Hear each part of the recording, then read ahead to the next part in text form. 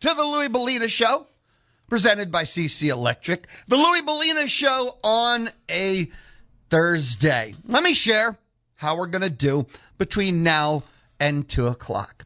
Here in our first hour together, Maroon and White Universe, let us live in it. Got to talk Aggie basketball heading into LSU. Aggie football, I'm starting to ponder the 2026 season. And to be fair, I know you are too. In our first hour, 11, it's 01 now, till 12 o'clock, this is your chance to register, to move forward, to win tickets, to go see Creed at the Houston Livestock Show and Rodeo. This is week 3, and it is the final week that we're going to register people. Got a chance. I'm saying there's a chance to win tickets to go see Creed, thanks to Grocholski Sausage Company, artisans of homemade smoked meat products and custom processing since 1952. Yesterday, Kenneth Grocholski joined us inside the Charles Schwab studio. I wanted him to tell you the story of Grocholski sausage in his words. He brought up some products for us to try, and yesterday, when I got done sitting in my office, trying the beef jerky, it was glorious. Absolutely phenomenal. You should try it yourself. And this hour, the entire hour, till 12:00, you text me. And at the end of the hour, I'm just going to pick one random person. Your name will be added to our list. Text message number, thank you for asking, is 979-693-1150. 979-693-1150. Light up the Texas Mobile One Lube Express inbox. Texas Mobile One Lube Express, owned by Gabriel Garcia. The concept is simple. Participation on the Louis Bellina Show, rewarded always. Questions, comments, and opinions. Share your thoughts. Sharing is caring. You have to 12 to text. If you text, you're entered. You have a chance. I'll blind draw at 12 o'clock. 979-693-1150. Give yourself a chance to go see Creed at the rodeo, thanks to Grocholski Sausage Company. What else are we doing together till 2 o'clock? 12 o'clock, Cedric Golden of the Austin American-Statesman. We talk Longhorns. We talk Aggies. We hang out every Thursday at 12. Cedric Golden of the Austin American-Statesman on the D4 Land Services Hotline. 1 o'clock, Rusty Burson. He's an author. He's an Aggie historian. Rusty's a friend of mine. Rusty Burson, 1 o'clock. He, too, on the D4 Land Services Hotline. Rusty's a really good hang. Rusty and I we talk Aggie sports, and we both love Major League Baseball. He, Texas Rangers. I, the greatest team in the history of baseball, the Houston Astros. But Rusty's been around a while. He's got stories. That's why he's the historian. We'll visit on the D4 Land Services Hotline.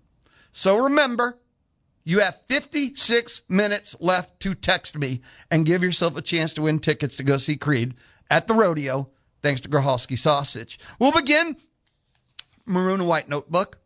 Yesterday, over at Davis Diamond, Aggie softball, number 15, number 18, number 19 in the country. Run ruled Louisiana Tech 9-1 in 5 innings. Yard work, Maya Perez, Michaela Wark. Yard gone, bye-bye.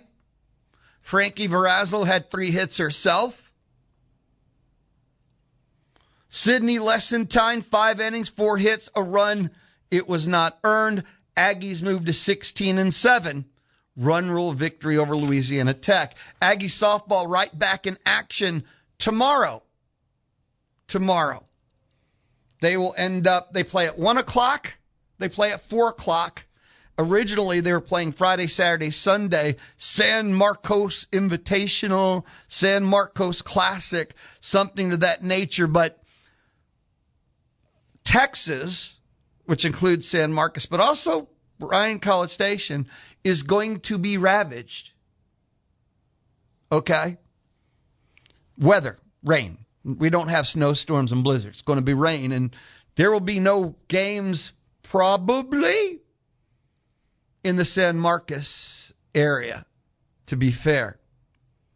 So, I could tell you this. Aggie softball desperately trying to find a game for Saturday. Like, maybe they can sneak one in if they play at 8 a.m. in San Marcos before the heavy stuff starts. Maybe they travel to the middle of a desert. Because when you start SEC play a week from Saturday, you don't want to go 8 or 9 days with no games. And that's what it would happen because they don't have a midweek next week. So Aggie softball trying to find a game. Makes sense. They'd love to play Saturday, Sunday. They had it scheduled that way. So sure, only games for the weekend are 2 on Friday. But I'm pretty sure they're hunting hard for Saturday. And the dream would be just one game sometime Saturday there. But they're hunting. Aggie baseball, I have my phone. It's on mute right now. But I'm just waiting for that text or the email, the ding, that Aggie baseball is playing like a doubleheader on Friday and 6 a.m. on Saturday, desperately trying to get games in. Because, again, Saturday, Sunday should be a train wreck. Oakland is from the Michigan area, if I'm not mistaken. No, not California. And they got travel times. And there should be like no games on Saturday and probably not Sunday. So weather will be your Diamond Sports storyline for the weekend. Once SEC play begins, which... not this weekend, next, baseball goes to Norman, softball goes to Baton Rouge, SEC play begins. Spring Diamond Sports, it's all about the weather. I don't know what the percentage is. Would you say that it's 30, 40, it's not 50% of the weekends get changed due to weather? Diamond Sports, SEC play. Doubleheader Saturday, doubleheader Fridays. There is no Sundays, 2-game series. It's just the natural order. 979-693-1150. Annie, you texted me and said, yes, please, and thanks for all you will say. I'm not sure what your text message means, but you're welcome. You're welcome. 979-693-1150. Aggie basketball. I'm not sure where you're at. I can answer that I'm obsessed. Following the buckyball journey has been fascinating to me. I'm not going to lie.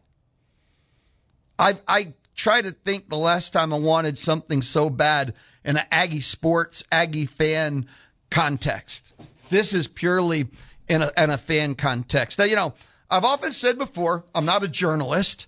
Never tried to be, never claimed to be. I've never faked it. I'm media. I'm an opinionist, no more. That doesn't make me a professional anything.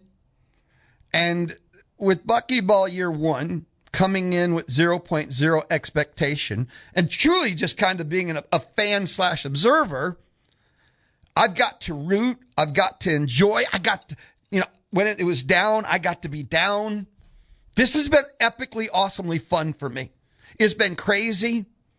It's been a learning experience. Like, I have enjoyed this as much as anything I think I've done, watched, studied, whatever you want to call it, we do, you know? And man, we're at this point now, I'm going coach here, finish. Because I look at LSU on Saturday. It's the ultimate finish. They win that, they're in. I don't think there's a question. I don't think there's a debate. I don't think they even have to show up to the SEC tournament. Oh, win one more. No. If they win Saturday, it's over. They're going to the NCAA tournament. They're not going to Dayton. It is done if they beat LSU. And I know everybody, what about one more? Sure, win all you want, but they don't have to. That's the finish. You know how in football, you go win in Tuscaloosa, you go win in Baton Rouge, and it's never about that game. It's what you do with it after. And that's what I feel like Kentucky. Kentucky is the fresh start. Kentucky is purging, losing 6 of 8. Purging, losing to freaking Texas at home in a listless game that didn't have a run in it. Kentucky is your momentum towards the postseason, where everybody, coach, fan, player, doesn't have to care about anything that's happened prior to. That's what Kentucky is. If you beat LSU and it's the 2-0 last week, the month of February is irrelevant. Going 2-6 is irrelevant. You have reset heading into the most important part of the year, the madness of March. That's how I feel this is. And it's convincing, it's believable, and maybe most importantly for the players, who all of it physically and mentally had to be like an anchor. 2-0 week. But if you go to LSU and you lose to a team who's tied for 15th in the league, who now has a 76 net, and I should check, are they 3-14? Well, Kentucky was a fluke. We're now 7, and you go from 2-6 to 3-7, right? I mean, that's the thing about the follow-up. Those 2 spots you jumped in Lenardi's bracketology, which, by the way, I looked this morning. I look every day now. Who doesn't? Well, maybe you don't. But, I do. A&M, last 4 buys, second team, 10 seed. You lose to LSU, you're going to stay on the last 4 buys, but you're going to throw back those 2 spots. They'll be the 4th team, is my prediction, i.e. exactly where you were before Kentucky. If you lose to LSU, I think you go back 2 spots. So, it's not just, we beat Kentucky, it's all done. No. It's like football. When you go win at Tuscaloosa, win at Baton Rouge, you beat the number 2 team at Cal. It's what you do next. It has set you up. So if you finish by beating LSU, right, then it's done. You have finished. You're in the NCAA tournament. 11 SEC dubs. If they beat LSU, they get a bye in the opening round of the SEC tournament. And the SEC, I think I've stated this on many, many times. I hate conference tournaments. I don't care what sport.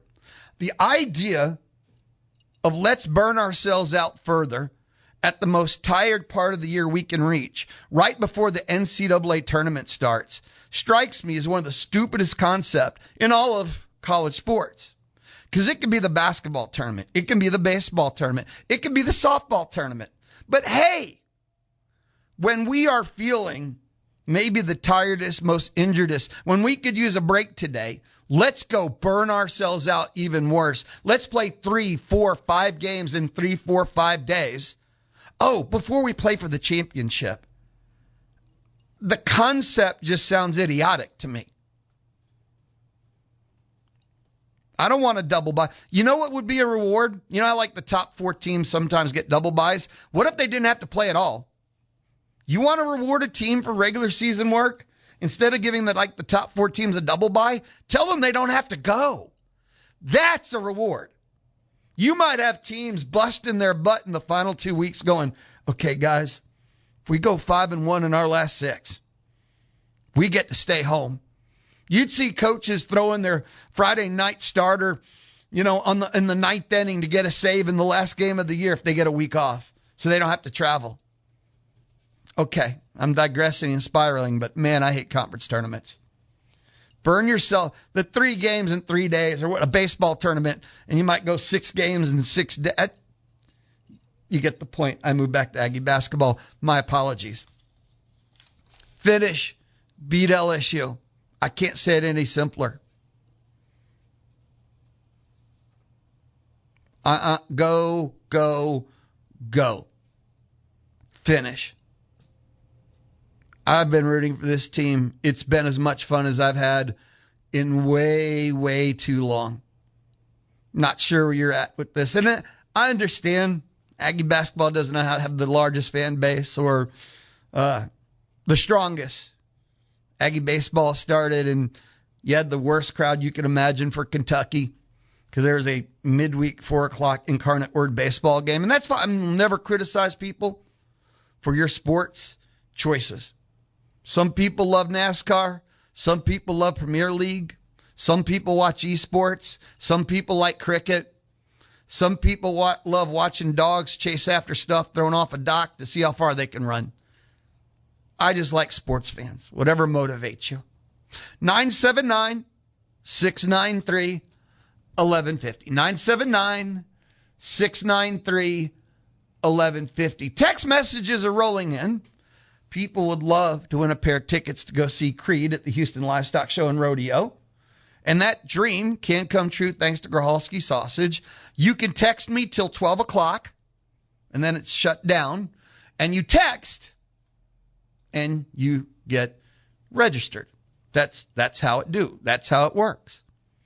I will pick one person at 12 o'clock from any and all who text. So let's grab a timeout, come back, more Aggie basketball, some Aggie football, but really we're going to start in on your text messages. That's what's up next here on the Louis Bellina Show. Thursday, Louis Bellina Show on The Zone. Home on the road or Omaha.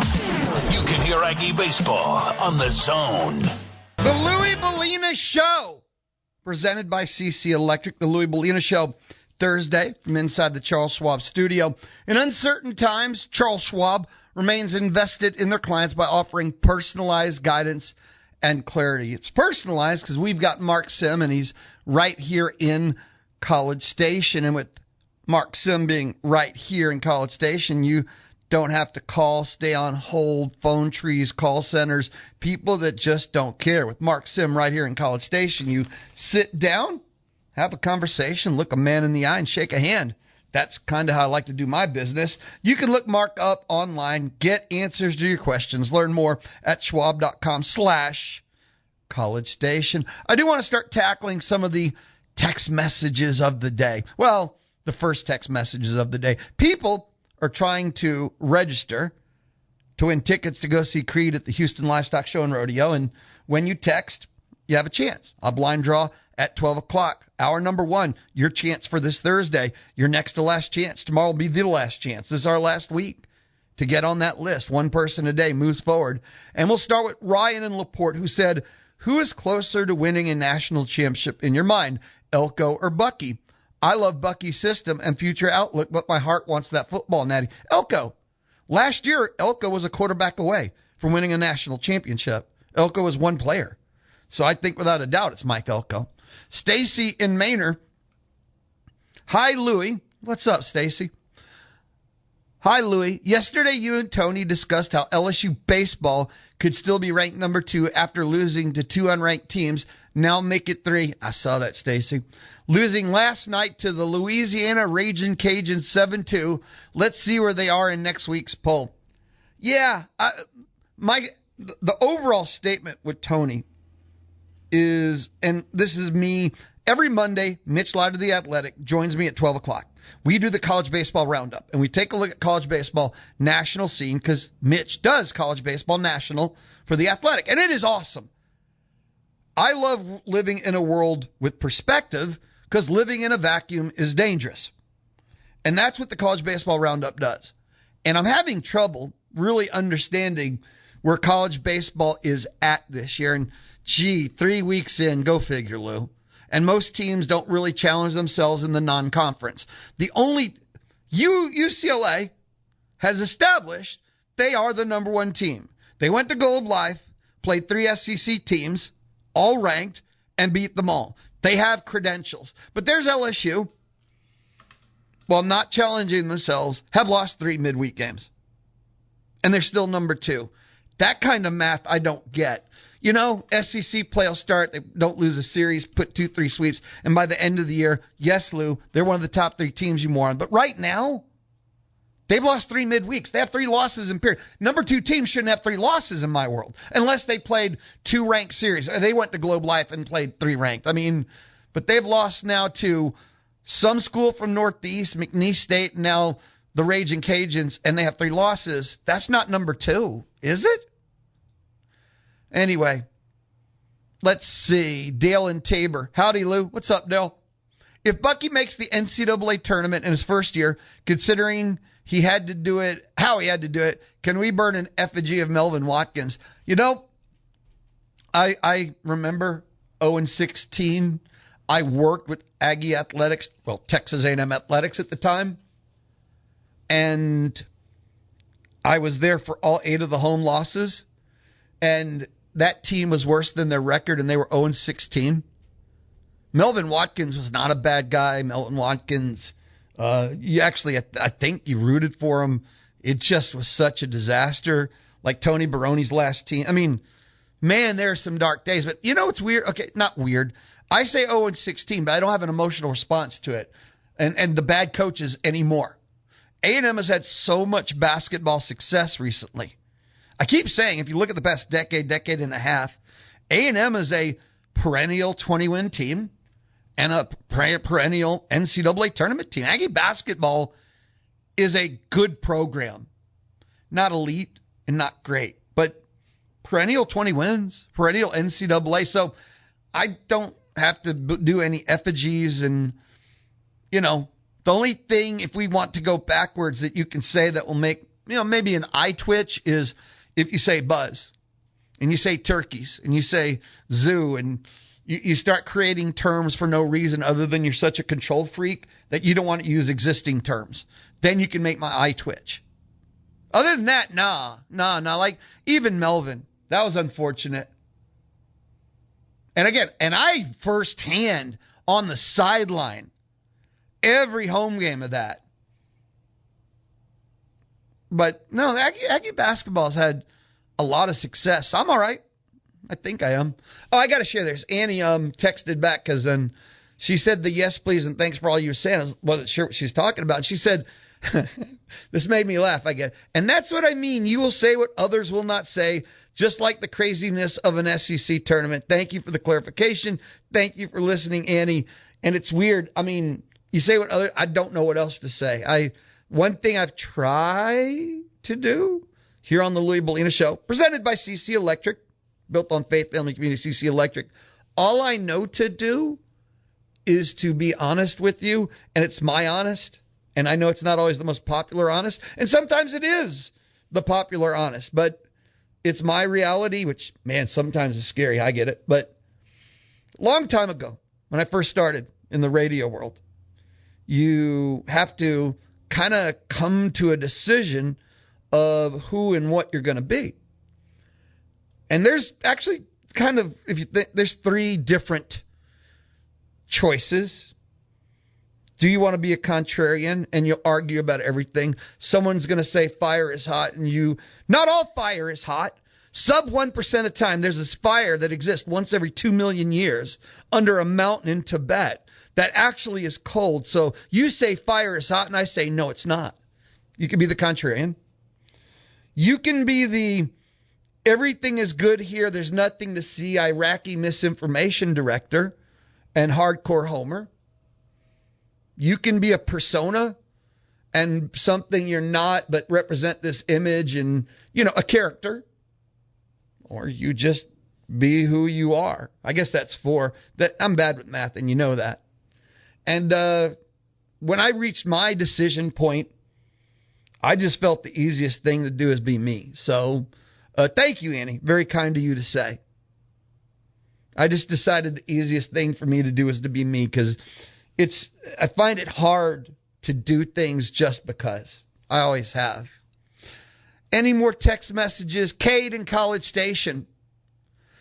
The ESPN announcers during the game against Kentucky seemed very matter of fact about A&M win punching their ticket. True. But Cade, in the Texas game, the announcers very adamant and matter of fact that A&M needed 2 wins. And then the next game, it's called storylines. Doesn't it sell the drama pretty hard? This is the greatest win of all time. This is the greatest team of all time. That was the greatest shot of all time. This is the greatest moment of all time. That's pretty common, isn't it? That everything in the moment is the greatest of that moment of all time. And then we wake up the next day and it was another game and another win and another shot. But at the time, everything is the greatest of all time. So yes, okay. But again, just the game before, it was 2. And then 3 days later, we're now at them and it's 1. And the bubble and the bracket is a living organism where data changes.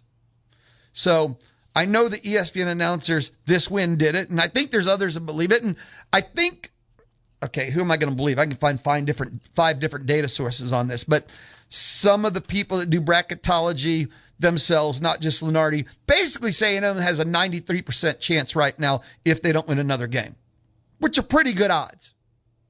But here's the thing. That's a 7% chance to no. That's a 7% chance of the NCAA committee to go,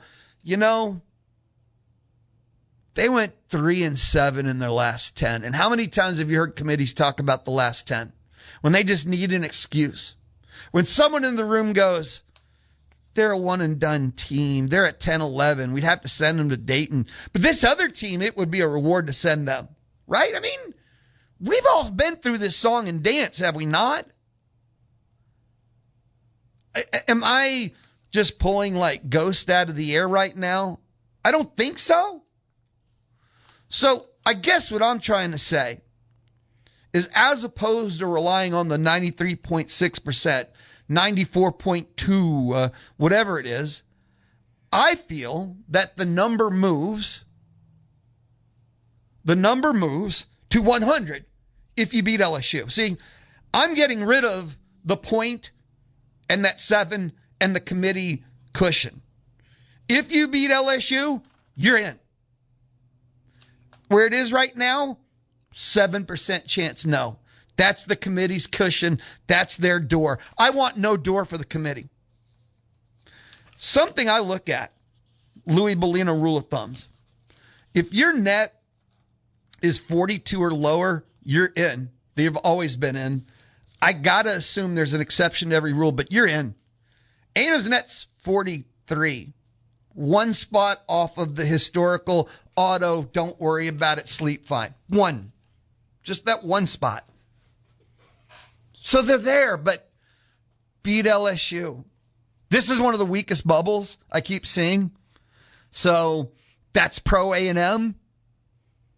There's no universe that an 11-win SEC team, and that's what happens if they beat LSU, from the SEC that's going to put 10 in minimum. And if A&M beats LSU, they're going to be like the 5th, 6th place team. You're in. Let's take the 7% off the board. Let's not leave the window a 6%, 5% window. That's kind of my thought process with this. Let's take a timeout. More text messages are rolling in. We got to talk more maroon and white. Our first hour together is 2 things. Giving you that chance to win tickets to go see Creed, thanks to Grocholski Sausage Company. And by the way, Grocholski Sausage Company, they got 2 locations now, in case you didn't know. The old school OG location, South Main Street, Remond. And the new kid on the block is their Grocholski Sausage Company location, South Main Street in Calvert. How do you give yourself a chance? You text questions, comments, opinions, 979-693-1150. Light up the Texas Mobile and Lube Express inbox. And the other thing we're doing, we're hanging out inside the maroon and white notebook pretty much the entire first hour together here on the Louis Bellino Show, here on The Zone. Keep up with high schools all over the Brazos Valley. The High School Report, Tuesdays and Thursdays at 4:30. Chip's got it. Chip-powered sports time. It is the Louis Bellino Show, presented by CC Electric, Residential, Commercial, and Industrial Services. They do. That is how they are, CC Electric. We're going to move on because we're going to talk more Aggie hoops when Cedric Golden joins me at 12 o'clock. Rusty Burson joins me at 1 o'clock. They'll both join me on the D4 Land Services hotline. Wanted to move on. I saw 2 things, kind of got the cogs moving, Aggie football 2026. First thing I saw, CBS Sports early SEC quarterback rankings entering the 2026 season. The second thing I saw was ESPN.com, and they did this. It's massive. They ranked every quarterback in the P4, and they ranked them in the P4, 1 to 68, whatever it is now, right? These fascinate me. I mean, how accurate are they really? Let's be fair, but It's a general zip code. I can take it for what that's worth and then break it down into tiers. I'm more of a tier than a straight number guy. According to CBSSports.com and the early SEC quarterback rankings, they say the number one quarterback in the SEC is Arch Manning. That may or may not be true, but I would argue that by adding Cam Coleman, they probably made that statement true. Arch Manning did break out in the second half of the season. They did add the most dangerous wide receiver in the country. You're wrong, Lou. He's the third most dangerous. Damn, I'm so wrong. He's one or two, maybe three. It's not like last year he was an unknown. We actually have data. And he finished the year as one of the top quarterbacks in the SEC, started the year as an absolute bust. He grew and broke out with a horrible offensive line. They added Cam Coleman and the top running back transfer. Yes, they didn't address the line enough. The number two quarterback is who I would have put number one, Trinidad Chambliss, Ole Miss, who will be playing for his 22nd season. So, 1, 2, and you can argue the order because I would have put Chambliss 1, but is pretty accurate, pretty right on. 3 is Gunnar Stockton. He was better than I thought he would be. Why not? Sam Leavitt at LSU. How can you put an entire program being rebuilt from scratch with a transfer quarterback, and they are such an unknown? Because Sam Leavitt could end up being number 1. He could end up being number 10. Year 1 of Lane Kiffin can be an absolute bust. They might go 12-0. I just feel like the window of probability, possibility is from endless to absolute zero nada. I feel like predicting and projecting anything LSU this year, take the dice and roll them and just go with it. It will be as accurate as any expert predictions you want to make. They brought in 40-something players. There's no way to know. I don't think you can do educated guesses with the volume of turnover. The only thing I love is Sam Leavitt being with one of the ultimate quarterback guru head coaches who runs things. And Sam Leavitt was my number 1 quarterback in the portal. But Sam Leavitt at 4, I would put him in front of Gunnar Stockton if I was just doing a pure quarterback ranking. But due to turnover fit system, Leavitt might lose a whole month of production until it clicks there. A&M, LSU, end of September in Baton Rouge, Sam Leavitt, Lane Kiffin. I'm fascinated. And this is where, after the top 4, it gets a little muddy. Because Auburn's quarterback, Byram Brown, gets the 5 spot. And I started reaching deep into my brain cells, which some of them work and some of them don't. When was the last time an Auburn quarterback was in the 5 spot? But they have a transfer quarterback. Followed Alex Golish there. And they might finally have their stability. They might finally have a quarterback that, well, looks like he's played quarterback before. And to give you a feeling of any of the credentials from Byram Brown, he's one of only 11 players last year, FBS, well, total, this is career stuff, but 3,000 passing yards, 1,000 rushing yards in a season. He's averaged 2.7 total touchdowns per game over the past 3 years. 10th most among quarterbacks with at least 12 starts in that span. So he has some credentials. And he's in the 5 spot. Didn't do it in the SEC. Didn't do it P4, but still. Number 6 is Lenore Sellers, who, with this being his 3rd year? Is it 4th year? He should be 1 or 2, but he stalled last year. He suffered injuries. He suffered incompetence. But Lenore Sellers, they got him Kendall Browse. He knows how to use a dual threat quarterback.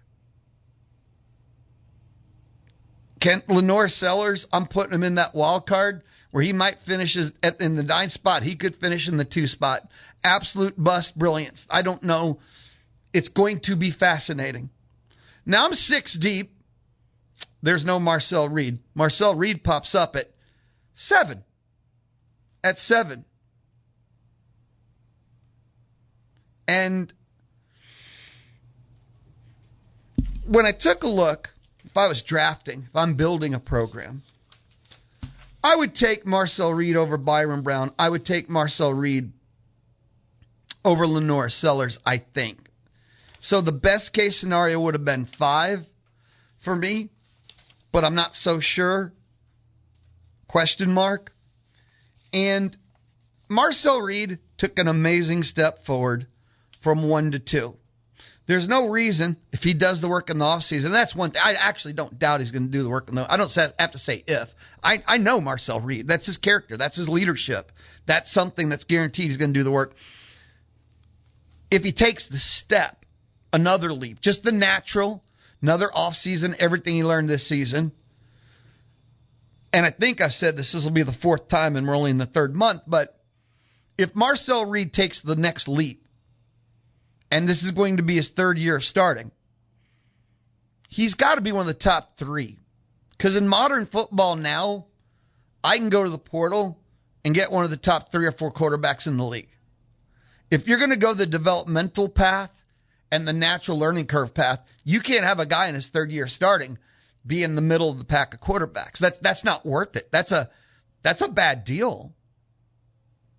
When he's going into his 3rd year and you can go, well, he didn't full start his 1st year. Well, if he's going to be 25, 26 games deep, 2 years full starting, he better be 1 or 2 because I can get someone who's in the top through the portal. So it's simple. Marcel can't be 7. That would be a failure to me. He's got to finish in the top 4, and that's at a 16, 25%, and that's kind of the minimum, if not top 2 or 3.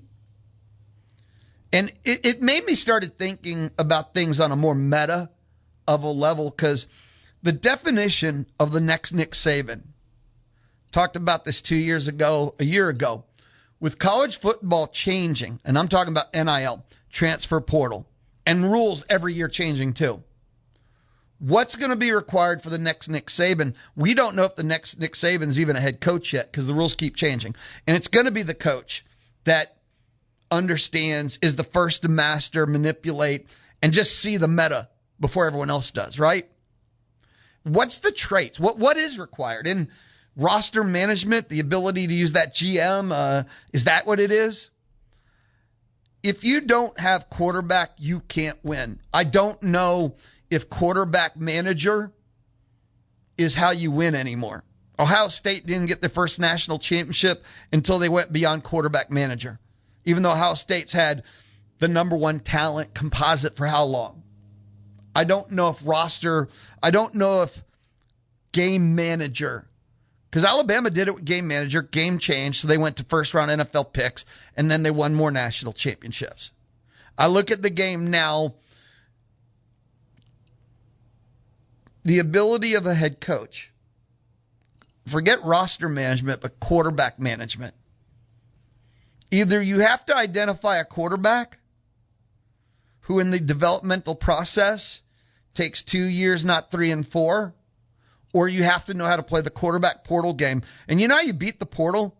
Because it's easy to go, hey, he's the number 1 quarterback in the portal. We're going to spend on him every year. You know how hard that is because of the bidding war and how much of your NIL money you have that will eat if you do portal number 1 quarterback every year? It's the ability to identify the number 1 quarterback in the portal for your system every year, because that's what you need. It's not the number 1 ranked. It's the number 1 quarterback in the portal for your system every year. That's what you need. And a lot of coaches struggle with the fit versus, the rankings from PFF say he's the number 1. Just go get him. There's a difference. So quarterback roster management might be the number 1 trait because there's no position more important. It's a unit thing. The quarterback might be equal to 5 other units on your roster. A rush edge might be equal to 3 units. A cornerback might be equal to 2 units. And that's how you build a stronger roster, is by the total number of units you can acquire, and key positions are not just 1 for 1. And quarterback's worth 10. Quarterback, maybe that's the number 1 trait of the next Nick Saban, of what's required of the modern coach. So 979-693-1150. 979-693-1150. And Marcel Reed, CBS Sports at the 7 slot in SEC rankings. And if I'm doing it, I could put him at 5. But I just feel like in the third year, with all the investment and all the games you had to put him in, that he lost you to get to this point. He should be 1 or 2 if you're going that route. On the national, and that was, ESPN that did every single P4 quarterback. He's 18. He's 18. And again, developmental route, got to be top 10. And this is all P4. And you're like, that's too high a standard. Well, and I do want to be clear about that. Too high a standard, too high a standard, too high a standard. The standard at A&M is to play in the college football playoff and play for a national championship. I don't think there's such a thing as too high a standard. Do you? You know, CJ Carr, Notre Dame, is the number 1 quarterback in all of P4, according to ESPN.com. And that this will be his second year of starting.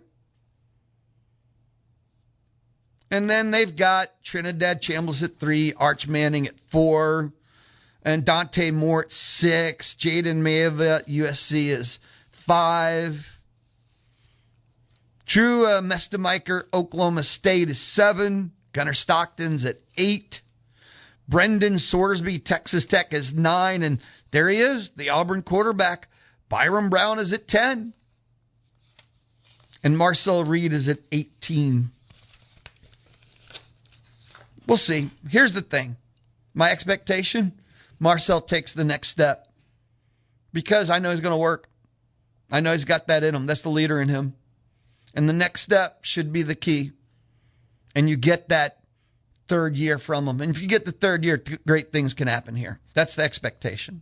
We'll take one final time out in our first hour together. You have 10 minutes left to text 979-693-1150. And if you text, you got a chance. On Blind Draw at 12 o'clock. You have a chance to win a pair of tickets to go see Creed at the Houston Livestock Show and Rodeo. And it's all thanks to Grocholski Sausage Company. I'll be right back. It's the Louis Bellina Show. Oh, Thursday on the Zone. Be in the know about the Louis Bellina Show. In the morning, you are awakened by the twitter of a little bird. Follow at Louis B1150. That's at Louis B1150. Follow us on Twitter. It is the Louis Bellina Show. It is Thursday. I'm inside the Charles Schwab studio. Before we head out the door, still to come, 12 o'clock. Ooh, Cedric Golden of the Lost American Statesman. He'll join us on the D4 Land Services hotline. Still to come at 1 o'clock, Rusty Burson, Aggie historian and author, on the D4 Land Services hotline. If you ever need a custom metal building from the ground up, go check out d4landservices.com. You need help with your land, check out d4landservices.com. Text message from Cardinal John Lou. That's me. I get the SEC tourney hate, but for this team, a tourney win would be epic. Nah. Beat LSU and they don't need anything else. They don't need to have more travel. They don't need to stay in more hotels. They don't need to play another game to get tired. I think they need to beat LSU and then go crash on the couch. Well, light practices, study tape. You say no Aggie team has ever won in the SEC tournament. Sure, but I think that getting ready for the SEC tournament, go in as the 10, which means they're going to play, a 3 in the second round? I think with Buckyball, it's all just beginning. Winning that first ever SEC tournament game, he's going to do that. Wait a minute. Is that right? I'm not doubting you, but, things like that. I so don't care about tournaments that it might be true they never won an SEC tournament game, and I would care so little that it'd be till next week when all the data rolls in again, I wouldn't even remember because it's tournaments. Tournaments. I hate conference tournaments, basically every sport, but beating LSU and resting for a week. But they're going to go to the tournament, and then coaches will tell you the ones that want to win everything, if we're going to be here, we might as well win. I have no trouble with the concept, but trying to win like an SEC tournament, if A&M wins LSU, they'll have a bye, which means they only have to win 4 games in 4 days? That's just insane, but sure, go ahead and get some wins. I have no problem with it, but rest makes sense to me.